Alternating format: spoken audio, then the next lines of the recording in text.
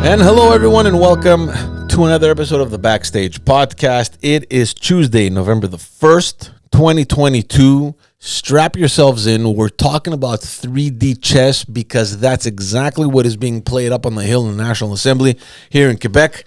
So many things have happened since the last episode on Thursday that I want to follow up on, and other things that we spoke about on earlier episodes. So many things. This is the first time that I can remember where there is so much chaos before the parliament is in session. Never have I seen a situation like this before. And obviously it doesn't only affect the Liberal Party of Quebec. It affects the other parties in opposition, Québec Solidaire and the Parti Québécois. Essentially, just so I can make this as simple as possible to you, right now, at this very moment, the time that we're recording, François Legault and the CAQ is just laughing. They literally have no opposition. There is zero organization across the floor. There is nothing happening, and they are laughing, or at least they must be laughing. Now, let's get to that, all right? If you guys remember a couple episodes ago when I told you about things that we were going to have to look out for going forward, among those things were specifically with regards to the Parti Québécois and the Québec Solidaire parties, where they're pretty much in limbo right now because, one, they don't know if they will be granted official party status because, like we said, and there's so many details. You can go back and watch those episodes. Essentially, they didn't meet the requirements to have official party status. So basically now it depends on the other parties in the National Assembly on whether or not they want to grant them that official party status. So that's one. And the other one was whether or not those MNAs from Parti Québécois and Québec Solidaire will be able to sit in the House because they decided this year that they'd had enough about swearing allegiance to the king or to the throne. They didn't do it, and there's a big question mark on whether or not they are able to sit in the House without having completed their oath. And then obviously the third topic that we're going to talk about is basically following up from Thursday's episode. If you haven't seen it, go back and watch that. There's a major crisis right now happening in the Liberal Party caucus. There was a member of the caucus that was ejected from caucus, Marie-Claude Nichols, and that whole story has taken this whole other turn, and we're going to talk a little bit about that. Now, before we get to that one, because for me that's the main story in the last couple of days, let's just get the other one out of the way, PQ and Québec Solidaire. For those wondering, there is a swearing-in ceremony in order to sit in the House. So like I said before, the Parti Québécois and Québec Solidaire did not want to swear their allegiance to the king. And for the first time ever, they actually went through with it. And they didn't. So they only pledged their allegiance to the people of Quebec. And there's another part of that swearing-in ceremony that has to deal with their allegiance to the throne. And that is actually prescribed in the Canadian Constitution. So they didn't do it. They came out and said, listen, we have a long time before the National Assembly opens again on the 29th of November. Until then, we're sure and we're confident that the parties are going to make an exemption, understand where we're coming from, and let us sit in the House. Problem is that it's not really up to the other parties. There are rules in place. There's an actual law, a law of the National Assembly. There's a bunch of articles in that law that pertain to the functioning of the National Assembly. The different roles, functions, all these things, right? Budgets, like all these things. There's all these articles on how the National Assembly needs to function. And within those articles, there's one that deals with the swearing-in ceremony. And it's very precise, very direct on what has to be done. So what happened today, the Speaker of the House, okay, or the President of the National Assembly, if you will, but it's the Speaker of the House. He came out and made a statement that was pretty direct and straightforward. And he said essentially to the Québec Solidaire and Parti Québécois members of the National Assembly, they will not be able to sit in the House unless they complete their oath, as prescribed in the regulations, in the law of the National Assembly. Not only that, he went even a step further and authorized the Sergeant at Arms of the National Assembly to put that into effect. He went that far and said, listen, at the end of the day, I'm authorizing the Sergeant at Arms of the National Assembly to put that law into effect. Is it a threat? Is it not a threat? I don't know. But essentially what that means, if you read between the lines, he's giving the green light to the Sergeant at Arms to actually kick those MNAs out of the National Assembly should they think of coming in, stepping in the National Assembly and trying to, go and sit in their place. The reactions, of course, at the time that I'm recording, I don't think I've heard anything from Quebec Solidaire, but the PQ was quick to react to this, and they sent out Pascal Bérubé, someone that I know and I respect a lot. Obviously, he is the elected member of the National Assembly this time around that got the most support from anyone. I mean, almost 2/3 of his riding, of his electorate, support him. Someone that is very well respected, a lot of credibility. He's been with the party forever. He was first elected in 2007, I believe. But he is one of those pillars in the party. And he came out and essentially said, listen, we don't care about what the speaker said, and that's just his opinion. We have all these legal, all this legal advice from different lawyers telling us that we are right in doing so. He also said that they expect the CAC to do the right thing. They've already ruled out the Liberal Party. They're not expecting much from the Liberal Party at this point, so they're focusing primarily on the CAC to doing the right thing.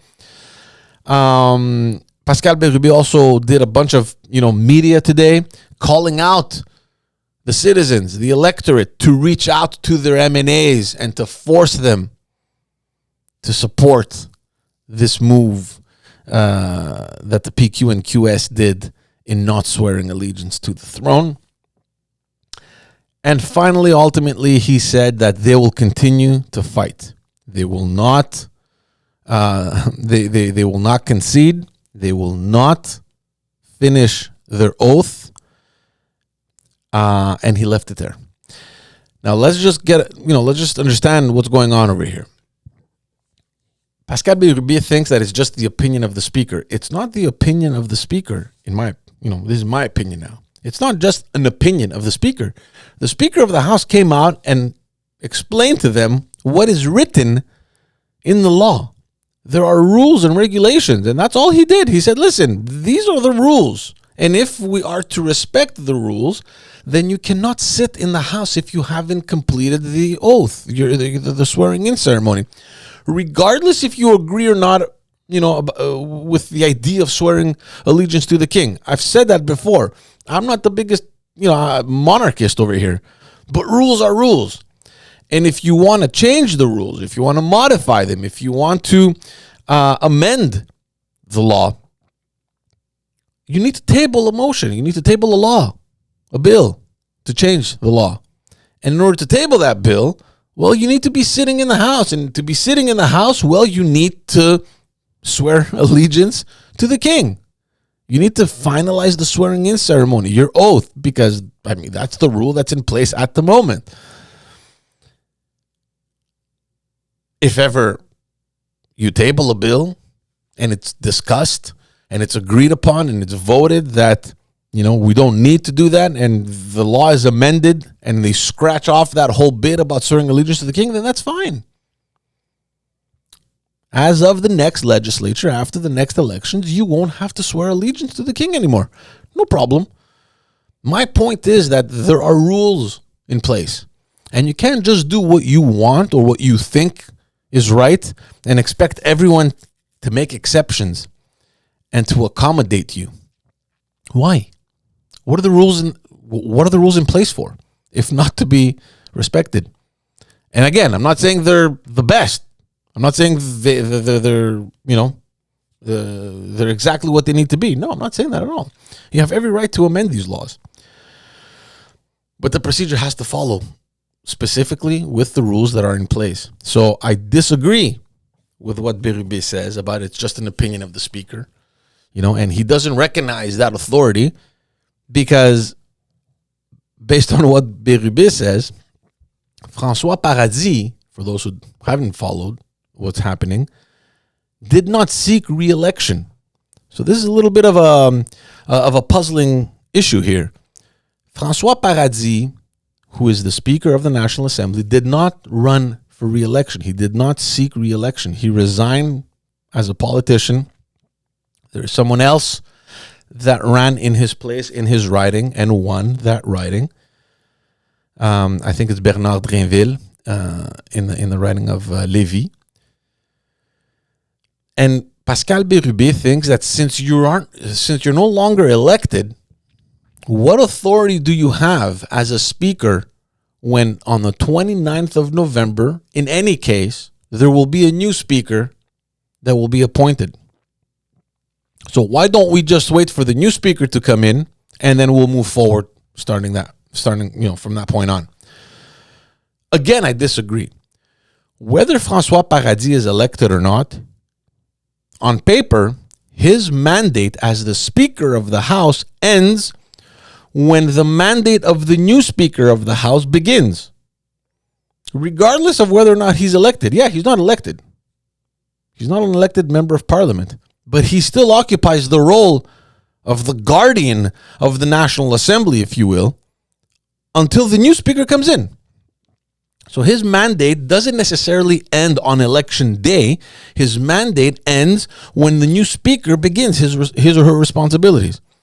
So theoretically, he has every right to come out and say these things. Now, does he need to do that? Do we usually see something like this happen in that buffer period between the elections and the new session? Does the Speaker of the House ever take these kinds of positions? I don't remember ever having seen this before. Usually the previous Speaker of the House just sits and waits for the new session to start. If that Speaker of the House gets reelected and gets reappointed as Speaker of the House, then he just continues his or her mandate. In this particular situation, where the current Speaker of the House isn't elected, does he really need to do anything? Can you just not simply sit and wait for the Parliament session to end and then just leave on the 29th of November? He could have. Pascal Bérubé's argument is that given the fact that François Paradis was elected under the CAQ banner, this is another attempt of the CAQ to kind of stick it to the PQ and to Quebec Solidaire. This was an order, they believe, that François Paradis got from either from Legault or the CAQ caucus on making sure that before his mandate ends that he, makes a statement and said, hey, by the way, you guys can't sit because I'm the Speaker of the House and I said so. Here are the rules and you can't proceed. That's what Pascal Bérubé believes. Whether it's true or not, at the end of the day, he is the Speaker of the House and he's there to uphold the regulation and the law of the National Assembly. That's his role. And hopefully the new Speaker, whoever that may be, will do the same job of upholding the rules and regulations of the National Assembly. Was it necessary? Who cares? Who cares if it was necessary or not? The rules are rules. And he came out and said it clearly. So I'm not sure what's going to happen going forward. They're pressuring the CAQ. They're still adamant on the idea that has nothing to do with the Speaker. It has nothing to do with the National Assembly as an institution. It has to do with the other parties. If the parties give us the okay, then we can sit. I'm not so sure that's valid. I don't think so. I mean, the rules are rules. They're there for a reason. You gotta respect them. So that's something that we're going to have to look out for to see how this evolves. But this is huge. This is, I'm not so sure if they expected this to happen. Because up until now, I'm almost convinced that Pascal Bérubé and whoever the representative of Quebec Solidaire is, they've been trying to negotiate with the other parties on getting this exemption. And suddenly you have this statement by the Speaker of the House that is a huge stumbling block from them. Now, he says that they will just keep fighting. They will not bend. They will not complete that oath ceremony. They're adamant about that. The question is that, okay, what happens if the new speaker keeps that precedent and says, well, no, look, my colleague gave you this statement. It's true. I'm not going to go back on that. Chances are, not chances. I mean, it's guaranteed that the new speaker will obviously also be from the CAQ. They're the government. They select the speaker, the first and second vice speakers. We spoke about that in the last episode. I have a funny feeling that the new speaker will probably just keep things as is. Status quo. I'm not so sure they're going to go back on the statement made by François Paradis. So this is going to be very interesting. What happens? What happens in this situation? Obviously, I mean, the speaker was pretty clear. If you walk in here, the sergeant at arms has every authority to get you out. Now, Pascal Bérubé sees that as a threat. In today's, in his appearances in the media, he called it a threat. He goes, look, we are being threatened. We don't want to get to that point. And he was asked by a journalist, what happens? What happens if you go in and the sergeant at arms wants to kick you out? What are you going to do? He didn't answer that question. He said, look, we don't want it to get to that point. But what if it does? This is going to be really embarrassing, not only for those parties, but in general for the National Assembly to have to kick out elected members because they're not complying with the rules. I've never seen anything like this happen before. This is going to be embarrassing. It's embarrassing. We can't start the new session this way. Anyway, let's move forward because there's way more important things happening. And of course, I'll be keeping you guys posted depending on what happens with the PQ and Quebec Solidaire. Keep in mind, there's also one more thing coming, right? I mean, we still don't know if they'll be granted official party status, but that is irrelevant. Whether they're given the official party status or not, theoretically, they should be sitting in the House. Now, are they going to be sitting under a party, as an umbrella, as QS caucus and PQ caucus? We don't know. If they're not granted official party status, they're just 14 independent MNAs. Essentially, that's what it means. Let's move on because speaking of independent MNAs, we spoke about last episode that there was this crisis in the Liberal caucus. Dominique Anglade ejected Marie-Claude Nichols. I told you what I thought about that. And there have been developments. Now, in case you haven't seen it and you don't feel like going back to watching this, let me just bring you up to speed very quickly. Last Thursday, the Liberal Party announced its shadow cabinet, and journalists noticed that Marie-Claude Nichols wasn't on that list, and they wondered why, what happened, why wasn't she given anything? And then immediately after that, the chair, the caucus chair of the Liberal Party, Enrico Ciccone, came out and made a statement that she was ejected from caucus because she didn't want to accept the responsibilities that Dominique Anglade was giving her. I found that to be ridiculous. They both Dominique Anglade and Marie-Claude Nichols went into silence throughout the entire weekend, and up until today, I think, or yesterday, Monday, where Dominique Anglade came out publicly and I'll tell you exactly what happened. But until this week, stuff was happening behind the scenes. Now, we know from what the media reported that on Friday, so the day after this whole saga started, there was an urgent meeting with Dominique Anglade and the party executive, the executive committee of the Liberal Party. Obviously, we don't know what was discussed. Probably Dominique Anglade had to explain what happened. And then Saturday morning, the day right after, there was an urgent meeting with Dominique Anglade and her caucus. From what I'm hearing, all hell broke loose. They were not happy. They were livid by this decision to eject Marie-Claude Nichols. Apparently, nobody was consulted. From what has been reported in the media, all they got was a phone call from Enrico Ciccone telling them this is what happened, this is what we decided, period. There were no questions, there were no comments. Apparently, this is what came out in the media. So obviously the caucus from Thursday, when this happened, all the way until Saturday, had no idea what the hell happened and why. So on Saturday morning, there was a caucus meeting. From what I'm hearing, it wasn't pretty. The caucus was upset. They from what's being told, they wanted Dominique Anglade to reintegrate her immediately back into caucus and to figure out a solution, which is what Dominique Anglade tried to do. So from Saturday, so I'm guessing Sunday and Monday, there were attempts to reach out to Marie-Claude Nichols and to see how she can reintegrate caucus. Monday night, there was an urgent meeting. So yesterday, Monday night, there was an urgent meeting that was called with Dominique Anglade and all the riding association presidents.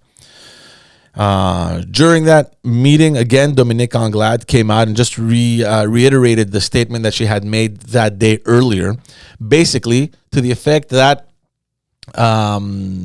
they proceeded a little too quickly in making this decision to eject Marie-Claude Nichols, that the door is always open for her to come back, and that we extended our hand out, and that the ball is in her court on whether or not she wants to come back. We would love to have her back, and it's the caucus's desire and my own as Dominique Anglade to see her back in. You know, I went on Twitter, and whoever follows me on Twitter probably saw this. I mean, obviously that's not what happened, okay? Dominique Anglade had her caucus meeting, and it wasn't pretty. And the caucus pretty much told her, this is what's going to happen. And she came out and said, well, you know, the door's always open. And she tried to play it as if, you know, we're all a happy team again. And then there was a big question mark. What's going to happen now with Marie-Claude Nichols? So Dominique Anglade came out and said, look, the door's always open. We want to collaborate. We're extending our hand to her. It's up to her to grab it and come back into the caucus. We'll be happy to have her. And we'll be happy to have her contribute to our mission during the mandates to, you know, to advance whatever priorities we have on the agenda. Well, today, Tuesday, in the morning, Marie-Claude Nichols, for the very first time, breaks her silence. And in her statement, announces that she will not take that extended hand that was given to her, and she will remain as an independent MNA, excluded from the Liberal caucus. The reason she gave in her statement, basically I think it was an email that she sent to all the caucus, to all her former caucus members. She essentially said that, one, I don't want to be the source of distraction because of everything that happened within the caucus. And secondly, and more importantly, and this is very important, I don't want to be the buoy to help Dominique Anglade avoid sinking, because clearly she's lost her confidence in the leader, and that was huge. This is big, you know. She's lost confidence in the leader, who has been taking unjustified and inexplicable decisions, obviously, towards her, right? Towards Marie-Claude Nichols. She came out later this evening, today. She did a couple interviews, and she also mentioned that, you know, since this whole thing happened, she hasn't gotten any official apology. And if you think of it, this was a ridiculous reason to exclude her from caucus, because she didn't accept any responsibilities. And Marie-Claude Nichols has made it clear that she was absolutely fine if her primary choice, if, you know, that she wanted, which was to become the third vice speaker in the House, if that wasn't to be given to her, then she had absolutely no problem sitting in caucus without any responsibilities. She mentioned that it's happened before. It's very common. Not everyone needs to get responsibilities. And she was perfectly fine. So that's her argument. She says, look, I don't care. If you don't give me my first choice, then don't give me anything. And she was publicly humiliated. She mentioned that it had a direct effect, obviously, on her family, on her parents, her personnel, her friends. She's had a tough time since Thursday. She's very emotional. Even during that interview, it showed that she was still a little bit shaken by what happened. And she still hasn't gotten an apology. She actually said during the interview that in her latest interaction with Dominique Anglade, so I'm assuming this happened yesterday on Monday when they last spoke, she confronted her and said, listen, why aren't you apologizing to me for what happened? Dominique Anglade has refused to formally apologize. She also came out publicly and gave some interviews, I believe, on Monday. And she was asked directly, why don't you apologize? Are you going to apologize about what happened? She's not apologizing. All she's saying is that we took a decision a little too quickly. I do recognize that.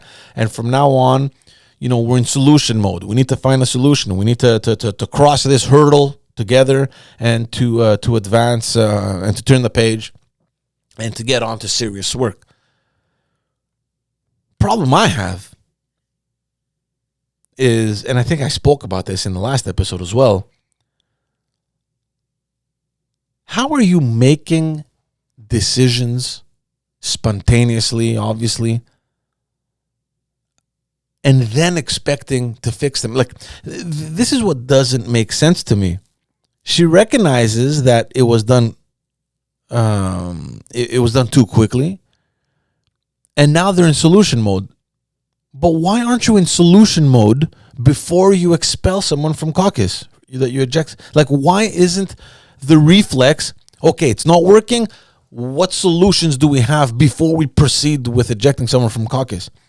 How come the solution mode wasn't thought of before the idea of ejecting someone from caucus? To me, that is fascinating. You're a leader of the opposition, and you don't have the presence of mind to actually think, okay, look, guys, we're in a bit of a pickle here. We need a solution. Marie-Claude Nichols doesn't want responsibilities. What do we do? How do you not have that reflex before you make the decision of, you know what, get her out? Do you not think of the repercussions? I'm sure someone must have. It's very difficult for me to imagine that they didn't think of the potential damage to the party and to the caucus and to the unity, quote unquote unity, because that's the idea that they've been selling to everyone from the very beginning, would be affected. So that's what happened today with Marie-Claude Nichols, and immediately Dominique Anglade responded and said, "Okay, we take note of her statement. Of course, the door will always remain open. From this point forward, we're just going to move on to our priorities, whatever's on the agenda for the mandate." Basically, Dominique Anglade is saying, we're turning the page. This is over. Let's all move on. I'm not so sure people are going to move on. To be honest with you, I'm not so sure people are going to move on. And especially with respect to the membership of the Liberal Party. Remember when I told you last episode that, Dominique Anglade could very well have her people, in positions where she may, have eyeballs and ears to the ground. The one place where she doesn't really have much control is the membership. And I don't think it's a coincidence that she called an emergency meeting with the association presidents on Monday night. I'm not so sure if it was necessary, to be honest with you, because in any case, the association presidents are being called now to different meetings, regional meetings, to do kind of like the postmortem of the campaign, to talk about what went wrong, what went well. So all these things are in course of happening. So eventually, the message is going to get up to Dominique Anglade about what didn't work and what worked well, and all these things. And obviously, there's a lot of people that are upset because of the results and all that stuff that we spoke about. But I have a feeling that call was placed for Dominique Anglade to kind of get a feel of what kind of support she has in the membership. That's my reflex. I'm not so sure there is. I'm not so sure that we can definitely think that the page is turned and everyone is just going to just move on from this. There are a couple question marks that I still have. One being that we haven't heard anything from anyone in caucus. And I'm not saying to come out, to comment the situation, but no one has come out to even support Dominique Anglade. And I'm surprised. I'm not really surprised. I mean, at this point, everyone is pretty much staying quiet in caucus. They're just waiting to see what happens and how things will evolve, and if the page will actually turn over, and if actually people are going to forget about this. So everyone is kind of on standby. But in these situations, given my experience, there's always something leaked to the media to the effect that, so-and-so came out and said that, we need to support Dominique Anglade and that we're all behind her. There's always something that an intelligent communication strategist is going to leak to the media so that they can show that on the inside that she still has support or whatever. That isn't, there is nothing. There is nothing. There is no, we're not hearing anything coming from inside. And again, it could be normal. I find it a little strange that at least nothing has leaked to the effect that she is still supported by 1, 2, 3, 5, 10 MNAs or whatever. I don't know what it is. So I don't know. Is that going to come down the line? Are they preparing? I don't know. The second thing that has completely confused me is, where are her parliamentary officers in all this situation? Now, remember, in the previous episode, I explained to you what the parliamentary officers are. It's like her close guard. There are 4 people: the House Leader, Deputy House Leader, Caucus Chair, and Party Whip. So these are the 4 people apparently that met with Dominique Anglade on Thursday and made the intelligent decision to eject Marie-Claude Nichols. And Dominique Anglade, if you remember in the last episode, I said she sent Enrico Ciccone to bat. She sent him in the front and said, here, you go out and explain to them what happened, which again was a first. Never seen that before. We haven't heard anything from these individuals. How do they feel about what's happening? What's their opinion now when all these things have occurred? Were they expecting this? What were they thinking? How could they support Dominique Anglade in this decision? I don't know. We haven't heard from any of them.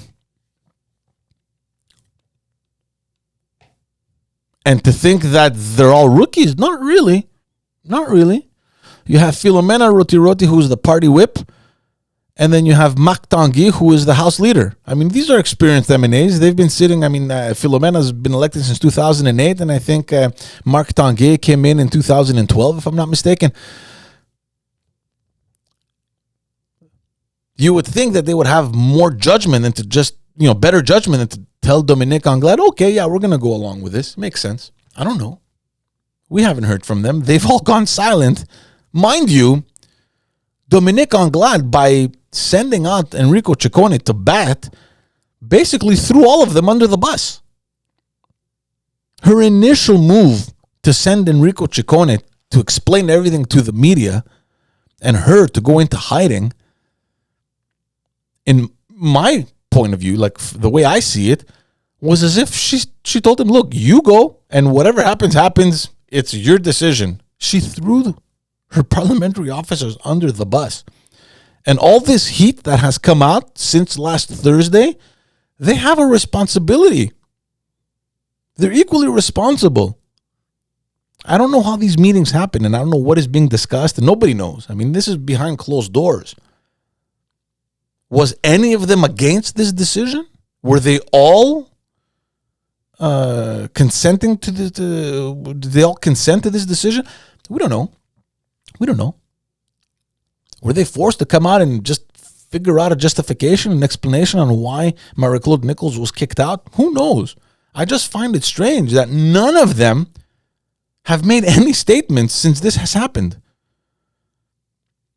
So, very strange times. Again, just to go back to what we said before, I'm not so sure that the page will turn. I'm not so sure about that at all. And if you guys remember in the last episode, I said that if I were in Marie-Claude Nichols' shoes, what I would do would be not to make any bold statements, not to go back into caucus, just to say that, you know what, I'll stay in opposition, ask Dominique Anglade, why these things happen and what she plans on doing, and then just wait, sit and wait. Because like I said also in that episode, the ball now has started to roll. And that's exactly what Marie-Claude Nichols is doing. So she's playing her cards right, in my view. She's playing it right. She came out and said, look, thank you very much. Okay, I won't be coming back because of ABC reasons. How can I come back when I've lost trust in this leader? How can I come back when I've lost, all confidence that this is the right person to guide us into this next mandate and eventually in the next elections? It would be hypocritical of her to do that, which is what she's saying. This is not what I'm saying. This is what Marie-Claude Nichols said, And you got to give it to her. She's standing by what she believes. She's not a hypocrite. She can't just say, okay, we're all happy now again. Thank you. And not only that, with no apology, just look, the door is open. We're extending our hand. Come back in and let's get things moving. No, it doesn't work like that. You humiliated the lady publicly. You destroyed her. And this is a loyal liberal.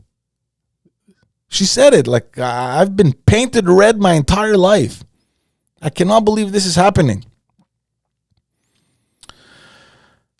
I have a feeling, and I'm just going to put this out there, that there are more statements that are going to come out. In the last episode, I told you guys about certain former elected MNAs in the Liberal Party that came out publicly. There was Lise Thériault, there was Serge Simard, there was Jean Damour that came out. I have a feeling that there's more that will be coming. I'm not convinced that the page is turned. I'm not convinced that the members are satisfied with just, okay, well, we extended our hand. She didn't take it. That's it. That's all. Let's move on. I don't think that we're in that kind of situation.